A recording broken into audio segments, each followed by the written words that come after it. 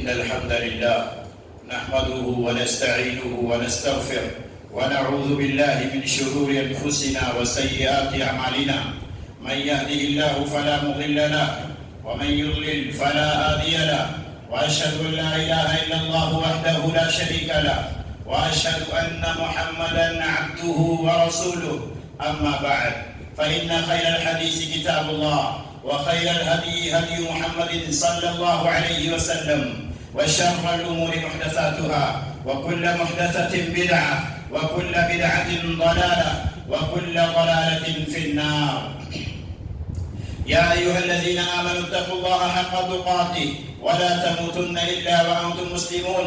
يا أيها الناس اتقوا ربكم الذي خلقكم من نفس واحدة وخلق منها زوجها وبث منهما رجالا كثيرا ونساء، واتقوا الله الذي تساءلون به والأرحام إن الله كان عليكم رقيبا. يا أيها الذين آمنوا اتقوا الله وقولوا قولا سديدا يصلح لكم أعمالكم ويغفر لكم ذنوبكم، ومن يطع الله ورسوله فقد فاز فوزا عظيما. وقال جل وعلا في موضع آخر: أعوذ بالله من الشيطان الرجيم، بسم الله الرحمن الرحيم.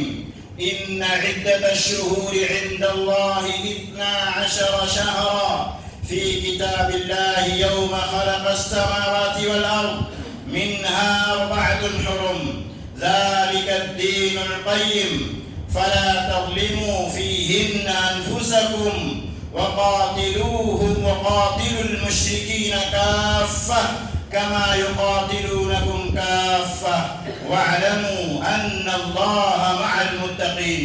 وقال النبي صلى الله عليه وسلم: السنة 12 شهرا منها 4 حرم 3 متواليات: ذو القعدة ذو الحجة والمحرم ورجب مضر الذي بين جمادى وشعبان. متفق علیہ. حاضرین جمعہ، دینی و ملی بھائیوں، تمام قسم کی تعریف، توصیف، تکبیر، تحمید، تقدیس اس اللہ وحدہ لا شریک کے لیے لائق و زیبا اور سزاوار ہے جو ہمارا خالق و مالک و رازق اور پالنہار ہے. بعدہ درود و سلام و تمام انبیاء کرام پر، بالخصوص ہمارے آخر نبی سرور کائنات، فخر موجودات، امام الانبیاء، امام الرسل، امام الحرمین، امامنا فی الدنیا و امامنا فی الآخرہ و امامنا فی الجنہ، کل کائنات کے سردار، جن کا نام نامی اسم گرامی حب اللہ، حبیب اللہ، محب اللہ، محبوب اللہ، محمد الرسول اللہ صلی اللہ علیہ وسلم ہے. حضرات، میں نے ابھی خطبہ مسنونہ کے بعد آپ حضرات کے سامنے سورۃ التوبہ کی ایک آیت پیش کی ہے. اسی طریقے سے صحیح بخاری اور صحیح مسلم کی ایک روایت پیش کی ہے. محترم بھائیوں، سب سے پہلے میں آپ حضرات سے اس بات پر معذرت چاہتا ہوں کہ میں مقررہ وقت پر آپ حضرات کے سامنے نہیں پہنچ سکا. امید ہے کہ آپ تمام حضرات مجھے معاف کریں گے. بھائیوں، اس وقت ہم جس مہینے سے گزر رہے ہیں، یہ مہینہ محرم الحرام کا مہینہ ہے. اس وقت ہم ایک حرمت والے مہینے یعنی ذو الحجہ سے نکل کر کے دوسرے حرمت والے مہینے محرم الحرام میں داخل ہو چکے ہیں. یعنی سن 1446 ہجری سے نکل کر سن 1447 ہجری میں داخل ہو چکے ہیں. اور یہ دونوں مہینے یعنی اسلامی سال کا آخری مہینہ ذو الحجہ، جس میں ہم نے عید الاضحیٰ منائی ہے، اور یہ اسلامی سال کا پہلا مہینہ جس میں ہم عاشورہ کا روزہ رکھیں گے، یہ دونوں مہینے ان حرمت والے 4 مہینوں میں سے 2 مہینے ہیں جن کا تذکرہ پیارے نبی صلی اللہ علیہ وسلم نے صحیح بخاری اور صحیح مسلم کی روایت میں کیا ہے. محترم بھائیوں، اس پر ہم اللہ تعالیٰ کا بے پایا شکر و احسان ادا کرتے ہیں کہ اللہ رب العالمین نے ہم سب کو صحت و عافیت کے ساتھ، سلامتی کے ساتھ، بھلائی کے ساتھ اللہ تعالیٰ نے سن 1447 ہجری یعنی نئے اسلامی سال تک اللہ تعالیٰ نے ہم کو پہنچا دیا ہے. اس پر ہم اللہ کا شکر ادا کرتے ہیں اور اللہ سے دعا کرتے ہیں کہ اللہ تعالیٰ ہمارے لیے اس نئے اسلامی سال کو خیر و برکت کا ذریعہ بنا دے. بھائیوں، محرم کا یہ مہینہ جب جب ہمارے درمیان آتا ہے تو ہمیں ہجرت نبوی کی یاد دلاتا ہے۔ یہ مہینہ بھائیو تاریخ اسلام کی آنے والی ساری فتوحات اسی ہجرت میں پوشیدہ ہے۔ خود ہمارے پیارے نبی صلی اللہ علیہ وسلم نے اسی محرم الحرام کے مہینے میں اپنے محبوب ترین شہر مکہ مکرمہ سے مدینہ کی طرف ہجرت کی تھی اللہ کی رضا کے لیے۔ ہمارے پیارے نبی صلی اللہ علیہ وسلم نے اللہ کی رضا کے لیے مدینہ کی طرف ہجرت کی کس مہینے میں؟ محرم کے مہینے میں بھائیو۔ اپنا سب کچھ ہمارے پیارے نبی صلی اللہ علیہ وسلم نے چھوڑ دیا تھا اللہ کو راضی کرنے کے لیے۔ تو گویا بھائیو ہجرت یہ کوئی معمولی واقعہ نہیں ہے، بلکہ ہجرت یہ تاریخ اسلام کا ایک عظیم واقعہ ہے، اور ہجرت یہ اطاعت الہی کی ایک اعلیٰ مثال ہے۔ ہجرت یہ اللہ رب العالمین کی اطاعت اور اللہ تعالیٰ کی فرما برداری اور اللہ کے حکم کے آگے جھک جانے کا ایک عظیم مظہر ہے میرے بھائیوں، کہ اللہ تعالیٰ نے ایک حکم دیا اور پیارے نبی صلی اللہ علیہ وسلم نے اپنا ملک چھوڑ دیا، اپنا وطن چھوڑ دیا، آپ کے ساتھ ساتھ صحابہ کرام نے بھی چھوڑ دیا۔ بھائیوں یہ جو نیا اسلامی سال جو شروع ہوتا ہے محرم الحرام کے مہینے سے، یہ کب سے شروع ہوا؟ کیا یہ نبی صلی اللہ علیہ وسلم کے مہینے سے ہی نیا اسلامی سال شروع ہوا محرم کے مہینے سے؟ نہیں میرے بھائیوں، بلکہ اللہ کے نبی کی وفات ہو گئی۔ نبی صلی اللہ علیہ وسلم کی وفات کے بعد حضرت ابوبکر کا دور آیا، اس وقت بھی اسلامی سال محرم سے نہیں چل رہا تھا۔ حضرت عمر رضی اللہ عنہ کا جب دور آیا، حضرت عمر رضی اللہ عنہ نے صحابہ کرام سے مشورہ کیا، صحابہ کرام کو اکٹھا کیا، ان سے مشورہ کیا کہ نئے اسلامی سال کا آغاز کہاں سے کیا جائے، نئے اسلامی سال کی شروعات کہاں سے کی جائے۔ مختلف صحابہ کرام نے مختلف مشورے دیے۔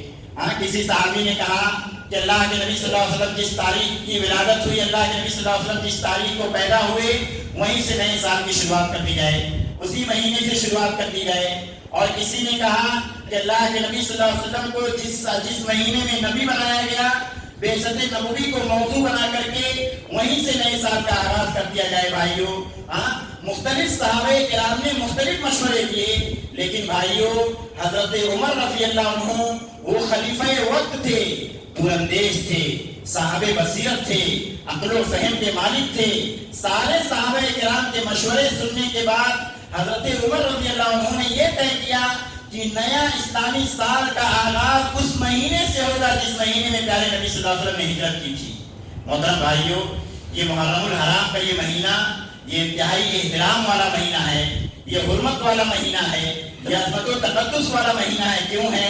اللہ کے نبی صلی اللہ علیہ وسلم نے اسی مہینے میں ہجرت کی، اور اس سے بھی آگے بڑھ کر کے اس سے پہلے یہ کہ یہ مہینہ محترم اس وجہ سے نہیں ہے کہ اللہ کے نبی نے اس مہینے میں ہجرت کی، بلکہ یہ مہینہ محترم تو آسمان و زمین کی پیدائش سے یہ مہینہ محترم ہے۔ قرآن پڑھیے، اللہ تعالیٰ قرآن میں کیا کہتا ہے؟ ان عدت الشہور عند اللہ 12 شہرا فی کتاب اللہ یوم خلق السماوات والارض۔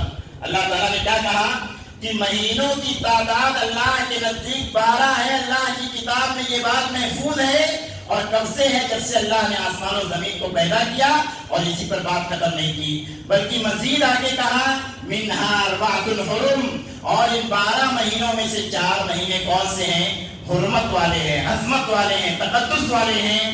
اور بھائیوں اس سے بھی آگے بڑھ کر کے اللہ کے نبی صلی اللہ علیہ وسلم نے اپنی لسان نبوت سے اس مہینے کو شہر اللہ قرار دیا۔ اللہ کے نبی نے اس مہینے کو شہر اللہ کہہ کر کے اللہ کا مہینہ قرار دیا۔ میرے بھائیوں اور طلب بات یہ ہے کہ صحابہ کرام کے ذہن و دماغ میں نئے اسلامی سال کی شروعات کرنے کے لیے آخر ہجرت کا سبق اور ہجرت کا موضوع ان کے ذہن میں کیوں آیا؟ اور بھی موضوعات آ سکتے تھے۔ صحابہ کرام چاہتے تو سفر کے مہینے سے اسلامی سال شروع کر لیتے، ربیع الاول کے مہینے سے اسلامی سال شروع کر لیتے، آخر ہجرت کو ہی موضوع کیوں بنایا صحابہ کرام نے کہ جس مہینے میں نبی نے ہجرت کیا اسی مہینے سے نیا اسلامی سال شروع کیا جائے؟ وجہ کیا ہے؟ وجہ کیا ہے بھائیو؟ یہ دراصل ان کی پیارے نبی صلی اللہ علیہ وسلم کی زیر سایہ اسلامی تربیت کا اثر تھا، جس نے صحابہ کرام کے اندر خودداری کی روح پھونک دی تھی۔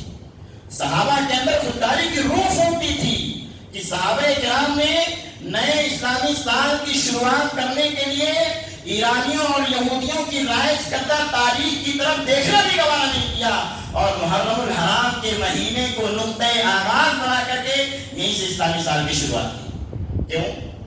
کیوں بھائیو؟ کیونکہ مقصد یہ تھا کہ یہ مہینہ یاد رکھا جائے کہ اسی مہینے میں ہجرت ہوئی تھی۔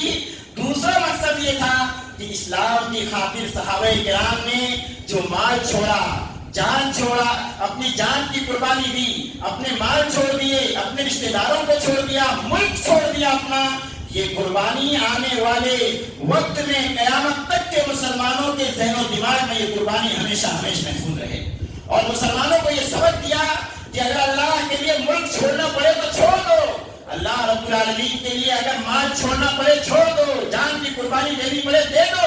یہ تعلیم دینا مقصد تھا میرے بھائیو۔ افسوس کی بات یہ ہے کہ اس نئے اسلامی سال کے پیچھے ہجرت جیسا اتنا بڑا عظیم سبق مضمر ہے، اتنا بڑا عظیم سبق اس اسلامی سال سے جڑا ہوا ہے، مگر افسوس کی بات ہے ہمیں جتنے یہاں بیٹھے ہیں کتنے ایسے ہیں کہ جن کو اسلامی سال یاد ہوتے ہیں؟ مجھ اور آپ سمیت ہم میں سے کتنے ایسے لوگ ہیں جن کو یہ پتا ہوتا ہے کہ کون سا اسلامی سال چل رہا ہے؟ 2022 اور 2025 2026 یا کسی کو معلوم ہوتا ہے، لیکن اسلامی سال کون سا چل رہا ہے ہم مسلمان ہیں بھائیوں، ہمیں سے اکثر کو نہیں پتا ہوتا۔ عربی کا کون سا مہینہ چل رہا ہے ہمیں سے اکثر کو نہیں پتا ہوتا، عربی کی کون سی تاریخ چل رہی ہے ہمیں سے اکثر اسے ناواقف ہوتے ہیں بھائیوں۔ ہمارا بچہ انگریزی کی کس تاریخ کو پیدا ہوا ہے اکثر کو معلوم ہوتا ہے، ہمارے بوڑھوں کو معلوم ہوتا ہے، نوجوانوں کو معلوم ہوتا ہے، حتیٰ کہ ہمارے جو بچے پیدا ہوتے ہیں ان بچوں کو بھی اپنی انگریزی تاریخ پتا ہوتی ہے کہ میں انگریزی کی کس تاریخ کو پیدا ہوا ہوں۔ مگر معاف کیجیے گا ہم مسلمان ہیں، مگر ہماری مسلمانیت ایسی ہے کہ ہمیں ہمارے بچوں کو عربی تاریخ نہیں معلوم ہوتی کہ وہ کس تاریخ کو پیدا ہوئے ہیں، ماں باپ تک کو یہ تاریخ نہیں معلوم ہوتی۔ یقیناً بھائیو یہ دین سے دوری، دین سے بیزاری اور دین سے ناواقفیت کا نتیجہ ہے میرے بھائیو۔ اس لیے اپنے بچوں کو اسلام سے جوڑیے، اسلام سے محبت ان کے دلوں میں پیدا کیجیے۔ اسلامی تاریخ، عربی تاریخ اور عربی مہینوں کے نام اور اسلامی سال کون سے چل رہے ہیں یہ ہمارے بچوں کو معلوم ہونا چاہیے میرے بھائیو۔ میں نے خطبہ مسنونہ کے بعد آپ حضرات کے سامنے ایک آیت پیش کی، ان عدت الشہور عند اللہ۔ اس آیت میں دیکھیے کہ اللہ تعالیٰ نے مہینوں کی تعداد 12 بتا دیا۔ مہینوں کی تعداد 12 بتانے کے بعد اللہ تعالیٰ نے اجمالی طور پر یہ بتایا کہ حرمت والے مہینے 4 ہیں، اور پھر یہ بتایا کہ ان حرمت والے اور عظمت والے اور تقدس والے مہینوں کی حرمت کا تقاضا کیا ہے؟ فَلَا تَظْلِمُوا فِيهِنَّ أَنفُسَكُمْ، ان مہینوں میں اپنے نفسوں پر ظلم مت کرو۔ میرے بھائیوں دیکھو، ظلم کی 2 قسمیں ہوتی ہیں۔ ایک ظلم یہ ہوتا ہے کہ انسان دوسروں پر ظلم کر دے، دوسروں پر ظلم انسان کرے۔ کیا مطلب ہے؟ مطلب یہ ہے کہ انسان کسی کو گالی دے دے، کسی کو مار دے، کسی کا مال چھین لے، کسی پر الزام لگا دے اور کسی کی جان مار دے، کسی کا مال ہڑپ لے، یہ معنی ہے ظلم کا میرے بھائیوں۔ اللہ کے نبی نے فرمایا، اللہ کے نبی نے صحابہ سے کرام سے کہا اتدرون من المفلس؟ کہا صحابہ کیا تم جانتے ہو مفلس کون ہے؟ صحابہ کرام نے کہا اللہ کے نبی مفلس وہ ہے جس کے پاس درہم و دینار نہ ہو، ساز و سامان نہ ہو۔ اللہ کے نبی نے کہا نہیں، میری امت کا مفلس وہ شخص ہے جو کل قیامت کے دن بہت ساری نمازیں لے کر کے آئے گا، بہت نماز پڑھا ہوگا دنیا میں، بہت زکات کیا ہوگا، بہت حج کیا ہوگا، لیکن مفلس ہوگا ایسا شخص جس نے کسی کو مارا ہوگا، جس نے کسی کی جان لی ہوگی، جس نے کسی پر الزام لگا دیا ہوگا، جس نے کسی کو گالی دی ہوگی، میری امت کا مفلس وہ شخص ہوگا۔ کیسے مفلس ہوگا بھائیو؟ دنیا میں ایسے لوگوں کے ساتھ جرائم کیا ہوا ہوگا، کل قیامت کے دن یہی سارے لوگ اس کے خلاف کھڑے ہوں گے، مدعی بن کر کے یہی سارے لوگ کھڑے ہو جائیں گے، اور اللہ رب العالمین کے سامنے جب کھڑے ہوں گے میرے بھائیوں، اللہ رب العالمین ان سارے کے سارے لوگوں کو بدلہ دلائے گا۔ کیسے بدلہ دلائے گا اللہ رب العالمین؟ اس کی نیکیاں اٹھا کر کے ان لوگوں کو دے دے گا جس پر الزام لگایا ہوگا، جس پر بہتان لگایا ہوگا، جس کو مارا ہوگا، جس کو گالی دی ہوگی، جس کی زمین ہڑپی ہوگی، آپ کی نیکیاں اٹھا کر کے اس کو دے دی جائیں گی۔ کتنی بڑی بات ہے بھائیوں، دنیا میں سجدے پہ سجدے ہم کیے جا رہے ہیں اور ہماری نیکیاں کسی اور کو دے دی جائیں، سوچنے کی بات ہے میرے بھائیوں، افسوس کی بات ہے، رونے کی بات ہے، اور اسی پر بات ختم نہیں ہوتی۔ آپ کی نیکیاں اٹھا کر کے اس صاحب معاملہ کو دے دی جائیں گی جس پر آپ نے ظلم کیا تھا، اور اگر آپ کی نیکیاں ختم ہو گئی اور ابھی جرم باقی ہے، ابھی ایسے لوگ باقی ہیں جن پر آپ نے الزام لگایا، تہمت لگایا، مارا پیٹا، ظلم کیا، ایسے لوگ ابھی باقی ہوں گے۔ میرے بھائیوں، مزید افسوس کی بات سنیے کہ ان کے گناہ اٹھا کر کے آپ پر لاد دیے جائیں گے، ان کے گناہ اٹھا کر کے آپ کے اوپر لاد دیے جائیں گے۔ یہ ظلم کی ایک قسم ہے۔ ظلم کی دوسری قسم انسان کا اپنے نفس پر ظلم کرنا، اپنی ذات پر انسان کا ظلم کرنا۔ وہ کیسے ہے؟ انسان شرک کرے، اللہ تعالیٰ نے قرآن مجید میں کیا کہا؟ شرک کو ظلم عظیم قرار دیا۔ یہ شرک بہت بڑا ظلم ہے میرے بھائیوں۔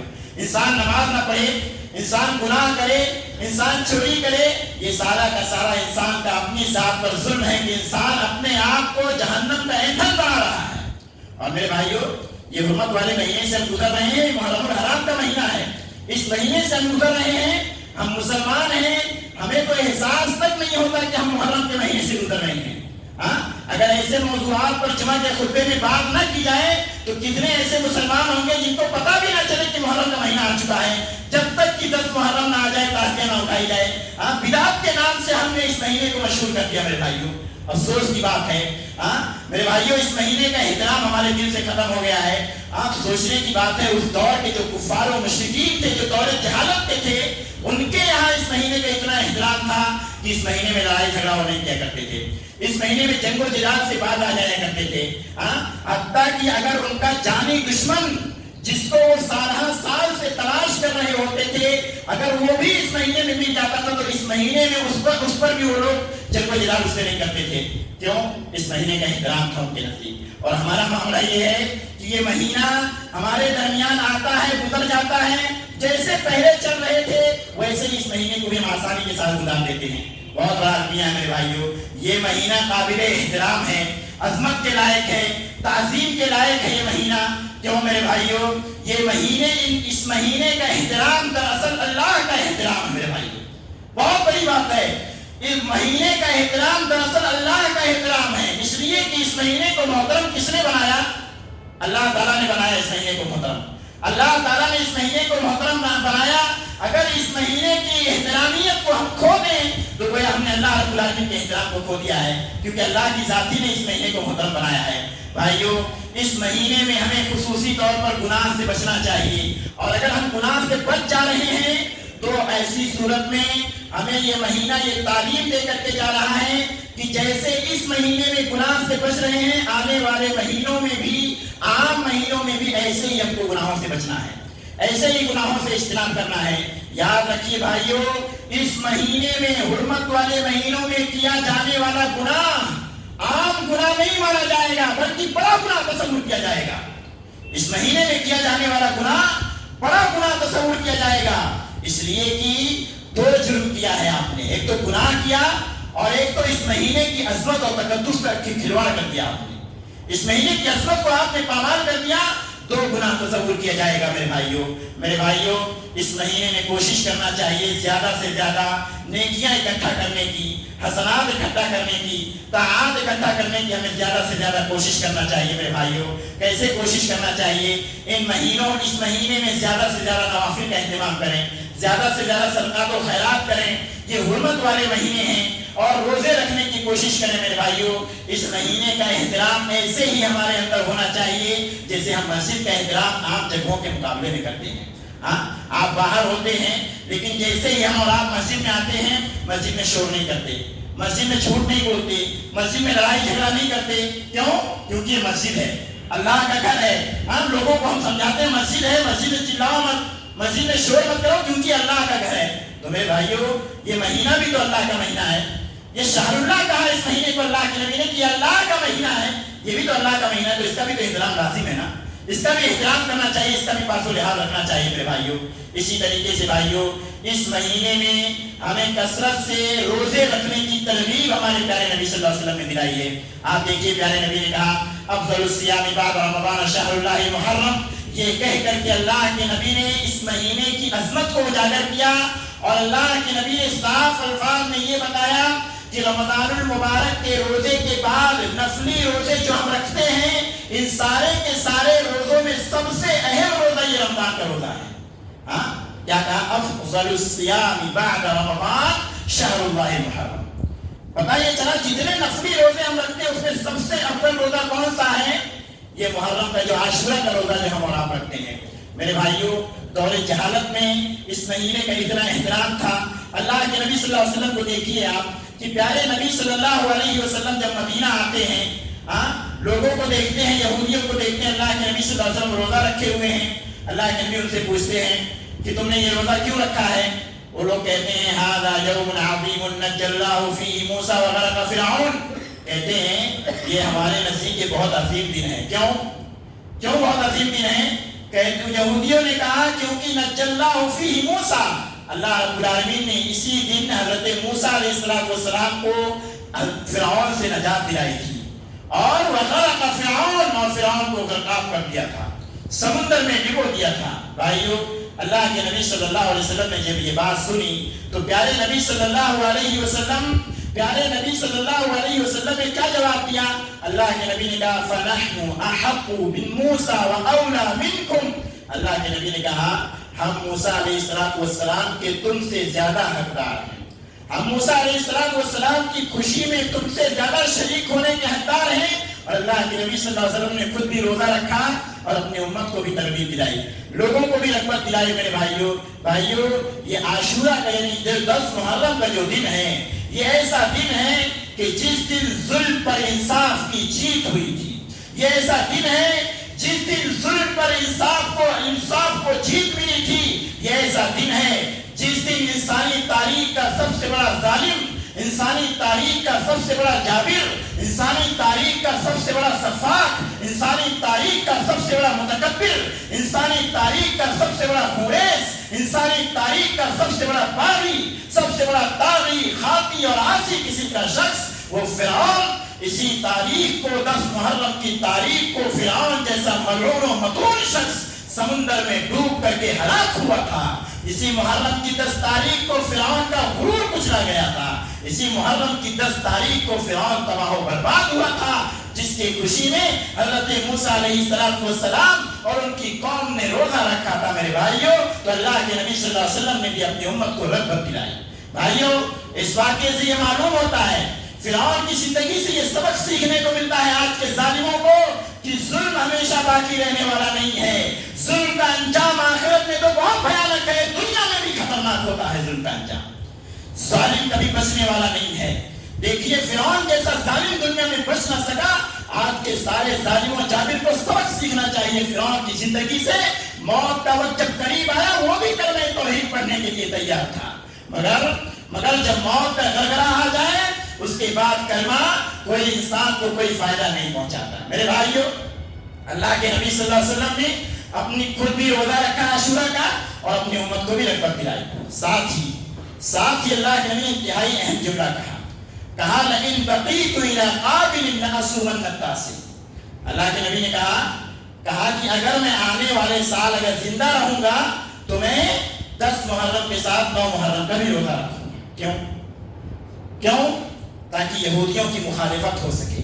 دیکھو بھائیو غور کرنے کی بات ہے، اللہ کے نبی روزہ رکھنے میں بھی یہودیوں کی مخالفت کر رہے ہیں۔ دوسرے مقام پر کہا کہ اپنے بالوں کو رنگ لو کیونکہ یہودی اپنے بالوں کو نہیں رنگتے ہیں۔ گویا پل پل پر اللہ کے نبی صلی اللہ علیہ وسلم نے یہودیوں کی مخالفت کرنے کی تعلیم دی ہے، اور یہاں تو ہم یہودیوں کے دین کو، یہودیوں کے مذہب کو بطور کلچر اپنائے ہوئے ہیں۔ میرے بھائیوں سوچنے کی بات ہے، ان کے لباس کو، ان کی تہذیب کو ہم بطور کلچر اپنائے ہوئے ہیں۔ بھائیوں غور غلط بات یہ ہے کہ اللہ کے نبی نے جو کہا کہ اگر میں آنے والے سال زندہ رہوں گا لأصومن التاسع، میں 9 محرم کا روزہ رکھوں گا، اس سے یہ معلوم نہیں ہوتا ہے، اس سے اس بات کی نفی نہیں ہوتی ہے کہ میں 10ویں محرم کی بجائے 9ویں محرم کا روزہ رکھوں گا، اس کا یہ مطلب نہیں ہے، بلکہ معنی یہ ہے کہ 10 محرم کے ساتھ ساتھ 9 محرم کا روزہ رکھوں گا۔ اللہ کے نبی کی مراد یہ تھی کہ یہودیوں کی مخالفت ہو جائے، یہ اللہ کے نبی صلی اللہ علیہ وسلم کا مقصد تھا۔ اچھا 10 محرم کے ساتھ 9 محرم کا روزہ رکھنے کا فائدہ کیا ہوگا؟ 2 فائدہ حاصل ہوگا۔ ایک فائدہ تو یہ ہوگا کہ اس سے عاشورہ کے روزے کی فضیلت مل جائے گی، دوسرا فائدہ یہ ہوگا کہ یہودیوں کی مخالفت اس سے ہو جائے گی۔ بھائیو دیکھیے یہ عاشورہ کا جو یہ روزہ ہے، اس روزے کا وہ لوگ دور جاہلیت میں بھی لوگ بڑا احترام کیا کرتے تھے، خود ہمارے پیارے نبی صلی اللہ علیہ وسلم اور مسلمان اس روزے کا بڑا اہتمام کرتے تھے۔ میرے بھائیو مگر جب رمضان کے روزے فرض ہو گئے تو اللہ کے نبی صلی اللہ علیہ وسلم نے فرمایا، صحیح مسلم کی روایت ہے، اللہ کے نبی نے فرمایا ان عاشورا یوم من ایام اللہ فمن شاء صامہ ومن شاء ترکہ۔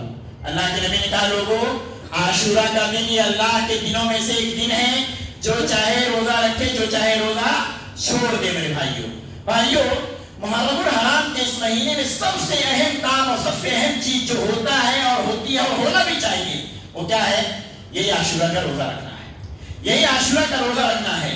لہذا ہمیں اس روزے کا اہتمام کرنا چاہیے اور بدعات و خرافات اور مشروبات و معقولات اور دیگر قسم کے پکوان سے ہم سب کو اجتناب کرنا چاہیے۔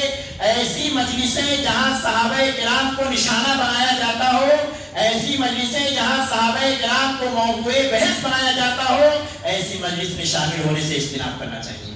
ایسی مجلس میں شامل ہو کر کے ہمیں اپنے ایمان کو خطرے میں نہیں ڈالنا چاہیے۔ میرے بھائیوں، علامہ ابن تیمیہ رحمۃ اللہ علیہ کتنی پیاری بات اپنی کتاب منہاج السنہ میں کہتے ہیں کہ عاشورہ کے دن کے فضائل کے سلسلے میں جو باتیں کہی جاتی ہے کہ مصافحہ کرنا، غسل کرنا، خطاب لگانا اور اس کے علاوہ اس دن ایک خاص نماز پڑھی جاتی ہے، علامہ ابن تیمیہ کہتے ہیں کہ یہ ساری کی ساری باتیں جو ہیں یہ دراصل اللہ کے نبی صلی اللہ علیہ وسلم پر ایک اتہام ہے، ایک افتراء ہے نبی صلی اللہ علیہ وسلم پر، ایک کس بہت پیارے نبی صلی اللہ علیہ وسلم پر جھوٹ باندھنا ہے اللہ کے نبی صلی اللہ علیہ وسلم پر۔ کہتے ہیں علامہ ابن تیمیہ رحمۃ اللہ علیہ کہ محرم کے مہینے میں عاشورہ کے روزے کے علاوہ کوئی دوسری فضیلت ثابت نہیں ہے، کوئی دوسری بات ثابت نہیں ہے، صحیح سند سے کوئی دوسری بات ثابت نہیں ہے میرے بھائیوں۔ لہذا ہمیں اس مہینے کا احترام کرنا چاہیے، بدعات و خرافات سے بچنا چاہیے میرے بھائیوں۔ اسی طریقے سے ایک اور اہم بات جس کی طرف توجہ دلانی ہے وہ یہ کہ جہاں آپ عاشورہ کے یہ روزہ خود رکھیں وہیں اپنے بچوں کو بھی رغبت دلائیں، اپنے بچوں کو شوق دلائیں۔ ایسا نہیں ہے کہ ہم بڑے ہیں، ہم نوجوان ہیں، ہم بڑے ہیں، ہم ہی یہ روزہ رکھیں گے، نہیں میرے بھائیوں۔ یہی موقع ہے اپنے بچوں کو نیکیوں کی ٹریننگ دینے کا، یہی وقت ہے میرے بھائیوں۔ اگر آپ کے بچے 5، 6، 7 سال کے ہو چکے ہیں، وہ بچے روزے رکھنے کے لائق ہیں، ان روزوں کے ذریعے سے اپنے بچوں کو مشق کرانا چاہیے میرے بھائیوں۔ بچوں کو یہ روزے کی فضیلت بتانا چاہیے کہ اس سے گزشتہ 1 سال کے گناہ معاف ہو جاتے ہیں، یکفر السنۃ الماضیہ، 1 سال کے گناہ معاف ہو جاتے ہیں گزشتہ 1 سال کے۔ یہ بچوں کو یہ شوق دلانا چاہیے، اے نیکیوں کے حصول کی طرف اپنے بچوں کے اندر پیدا کرنا چاہیے۔ دیکھیے آپ، صحیح بخاری اور صحیح مسلم کی روایت ہے، دیکھیے کیسے ہمارے اسلاف اپنے بچوں کو شوق دلایا کرتے تھے۔ حضرت ربیع بنت معوذ رضی اللہ عنہ بیان کہتی ہیں کہ ہم اپنے بچوں سے عاشورہ کے روزے رکھوایا کرتے تھے اور ہم اپنے بچوں کو مسجد میں لے کر کے جایا کرتے تھے اور ساتھ ہی اپنے بچوں کے ساتھ کھلونے وغیرہ لے کر کے جاتے تھے۔ کیوں؟ تاکہ بچے اگر رونے لگیں گے بھوک کی وجہ سے، بچے بھوک کی وجہ سے اگر رونے لگیں گے، روزہ ان کو لگنے لگے گا، ہم یہ کھلونے دے کر کے بچوں کو بہلا دیں گے تاکہ شام تک ہمارے بچے روزہ مکمل کر لے جائیں۔ دیکھو بھائیوں، کیسے بچوں کو نیکیوں کی ٹریننگ دی جاتی تھی، یہی ٹریننگ ہمیں بھی اپنے بچوں کو دینا چاہیے۔ بھائیوں، آخری بات اس خطبہ جمعہ کی وہ یہ کہ جیسے ہی محرم الحرام کا مہینہ آتا ہے، آپ اور ہم دیکھتے ہوں گے جیسے محرم کا مہینہ آتا ہے صحابہ کرام کو موضوع بحث بنا دیا جاتا ہے، صحابہ کرام کو موضوع گفتگو بنا دیا جاتا ہے، ان کی پوری زندگی اسلام کے لیے، ان کی پوری قربانیاں اور پوری خدمات کو الٹ پلٹ کر کے رکھ دیا جاتا ہے میرے بھائیوں۔ حالانکہ اسلام پر کتنے احسانات ہیں صحابہ کرام کے۔ میرے بھائیوں، ہمارا ایمان تو یہ ہے کہ صحابہ کا احترام ہر مسلمان پر لازم ہے۔ ہمارا ایمان یہ ہے کہ گستاخ صحابہ قابل معافی نہیں ہے۔ ہمارا ماننا یہ ہے کہ صحابہ کا دشمن اللہ اور اس کے رسول کا دشمن ہے اور سارے کے سارے مسلمانوں کا دشمن ہے۔ ہمارا ماننا یہ ہے کہ صحابہ کرام کا اس دنیا سے چلے جانا، اس دنیا سے رخصت ہو جانا یقیناً یہ ایک بہت بڑا خلا ہے، یہ خلا پورا نہیں ہو سکتا ہے۔ میرے بھائیوں، ہمیں صحابہ کی وفات پر افسوس ہے، غم ہے صحابہ کی وفات پر۔ بھائیوں، ہم میں سے کون ایسا ہے کہ جنہیں خاندان رسول سے محبت نہ ہو، جنہیں حضرت علی سے محبت نہ ہو، جنہیں حضرت عمر سے محبت نہ ہو، حضرت عثمان سے محبت نہ ہو، حضرت حسن و حسین سے محبت نہ ہو، نبی کی پیاری اور لاڈلی بیٹی حضرت فاطمہ سے محبت نہ ہو، امیر معاویہ سے محبت نہ ہو؟ ہم میں سے کون ایسا ہے؟ میرے بھائیوں اللہ کے نبی صلی اللہ علیہ وسلم کی اس پورے خاندان کی جو شہادت ہوئی اس شہادت پر ہم افسردہ ہیں. ہاں ہر دل مسلم میں درد ہے نبی صلی اللہ علیہ وسلم کے اس خاندان کی شہادت کا. حضرت علی رضی اللہ عنہ کو عبد الرحمن بن ملجم نے قتل کیا. حضرت حسین رضی اللہ عنہ کو کربلا میں شہید کیا گیا. ان کے بھائی حضرت حسن رضی اللہ عنہ کو بعض روایتوں کے مطابق زہر دے کر کے مار دیا گیا. بھائیوں یہ ساری کی ساری شہادتیں ہمارے ذہن و دماغ میں ہیں میرے بھائیوں. ہاں اور ہمارا ماننا یہ ہے کہ حضرت علی رضی اللہ عنہ کی فضیلت یہ ہے میرے بھائیوں. ہم حضرت علی رضی اللہ عنہ کی فضیلت, حضرت عمر کی فضیلت, حضرت عثمان کی فضیلت, حضرت ابو بکر کی فضیلت جب تک ہم زندہ رہیں گے ہمارے منبر و محراب سے ہمارے اسٹیج سے بیان کیا جاتا رہے گا, کیونکہ ہماری اپنی جان سے بھی زیادہ صحابہ کرام کا احترام ہمارے لیے ضروری ہے میرے بھائیوں. حضرت علی رضی اللہ عنہ کی فضیلت کیا ہے میرے بھائیوں؟ صحیح بخاری کی روایت سنیے, صحیح بخاری کی روایت سنیے. اللہ کے نبی صلی اللہ علیہ وسلم نے جنگ خیبر کے موقع پر اللہ کے نبی نے کہا تھا کہ واللہ اللہ کے نبی نے کہا لَأُعْطِيَنَّ هَذِهِ الرَّعْيَةَ غَدًا رَجُلًا يَفْتَحِ اللَّهُ عَلَى يَدَيْهِ يُحِبُّ اللَّهُ وَرَسُولُهُ وَيُحِبُّهُ اللَّهُ وَرَسُولُهُ. کیا کہا اللہ کے نبی صلی اللہ علیہ وسلم نے؟ کہا کہ یہ جو جھنڈا ہے یہ جھنڈا میں ایک ایسے شخص کو دوں گا. نام نہیں لیا میرے بھائیو, دیکھیے نام نہیں لیا حضرت علی رضی اللہ عنہ کا, بلکہ کہا کہ یہ جھنڈا میں ایک ایسے شخص کو دوں گا جس سے اللہ اور اس کے رسول محبت کرتے ہیں. اس سے بڑی کیا فضیلت ہو سکتی ہے کہ لسان نبوت سے یہ بات نکل رہی ہے کہ حضرت علی سے کون محبت کرتا ہے؟ اللہ اور اس کے رسول محبت کرتے ہیں, اور حضرت علی اللہ اور اس کے رسول سے محبت کرتے ہیں, اور اللہ رب العالمین حضرت علی رضی اللہ عنہ کے ہاتھوں سے فتح نصیب کرے گا, خیبر کی فتح. میرے بھائیوں واقعہ یہ ہے کہ جب صبح ہوئی تو سارے کے سارے صحابہ کرام اس انتظار میں تھے کہ کس کو یہ جھنڈا دیا جائے گا. ہر کوئی اپنی کوشش میں تھا کہ مجھے یہ جھنڈا دے دیا جائے. حضرت علی کی فضیلت بتانا مقصد ہے بھائیوں.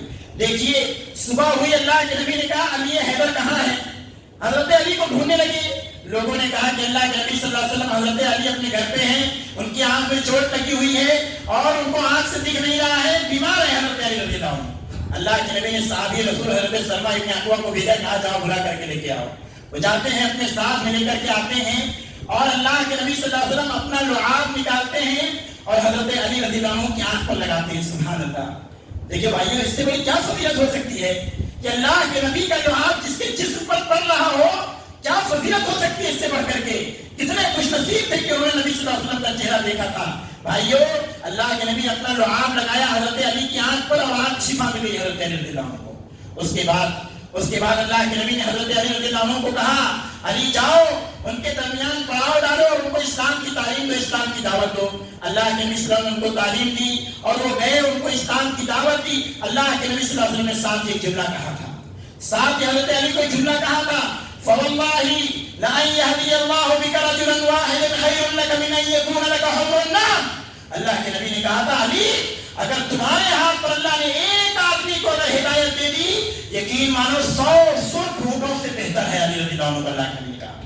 اور بھائیو بالآخر ہوا یہ کہ خیبر کی فتح جیسے اللہ کے نبی نے دعا کی تھی, اللہ کے نبی نے جیسے پیشین گوئی کی تھی کہ اللہ حضرت علی کے ہاتھوں خیبر کی فتح نصیب کرے گا, حضرت علی کے ہاتھوں خیبر فتح ہوا.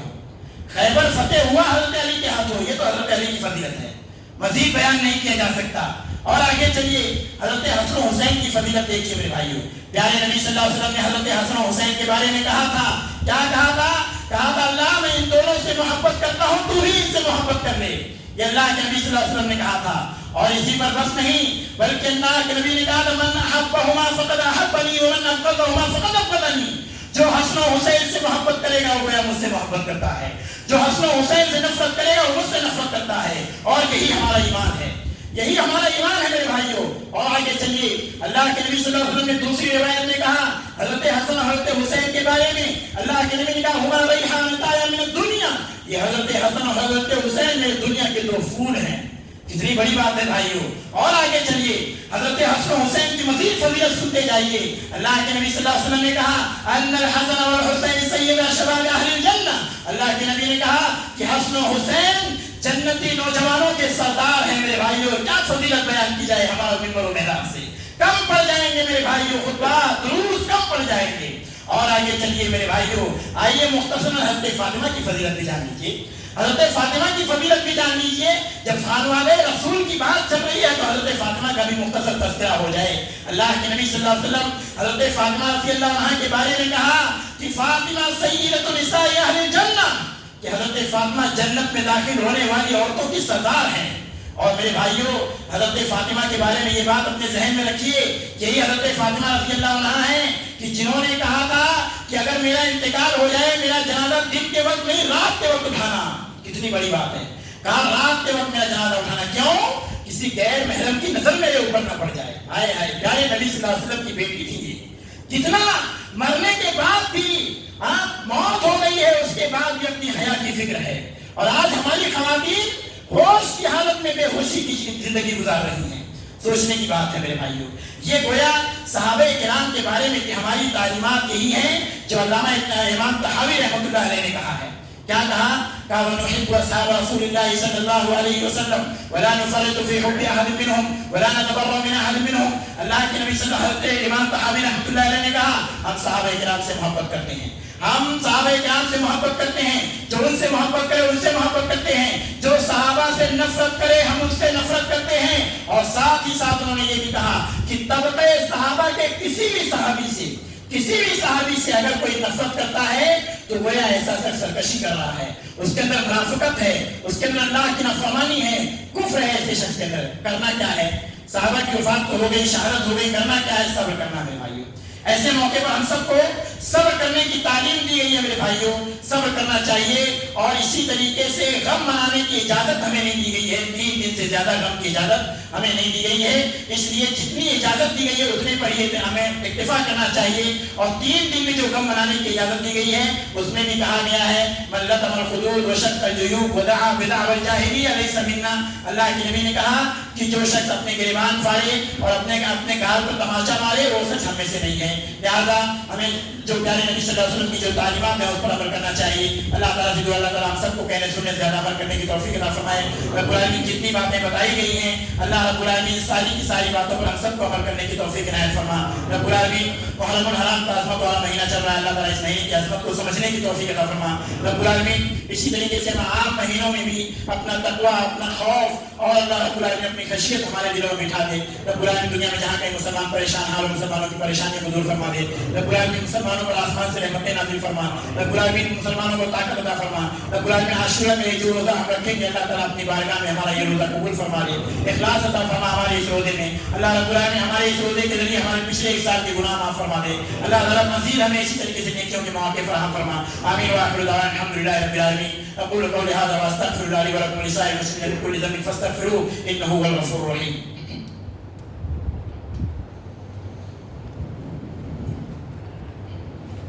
إن الحمد لله نحمده ونستعينه ونستغفره ونعوذ بالله من شرور أنفسنا وسيئات أعمالنا. من يهده الله فلا مضل له ومن يضلل فلا هادي له وأشهد أن لا إله إلا الله وحده لا شريك له وأشهد أن محمدا عبده ورسوله. أما بعد فإن خير الحديث كتاب الله وخير الهدي هدي محمد صلى الله عليه وسلم وشر الأمور محدثاتها وكل محدثة بدعة وكل بدعة ضلالة وكل ضلالة في النار. إن الله وملائكته يصلون على النبي يا أيها الذين آمنوا صلوا عليه وسلموا تسليما.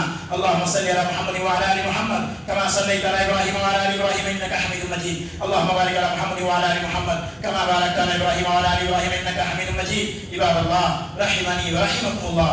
إن الله يأمر بالعدل والإحسان وإيتاء ذي القربى وينهى عن الفحشاء والمنكر والبغي يعظكم لعلكم تذكرون. اذكروا الله يذكركم وادعوه يستجب لكم ولذكر الله تعالى أعلى وأولى وأجل وأتم وأهم وأعز وأكبر والله يعلم ما تصنعون.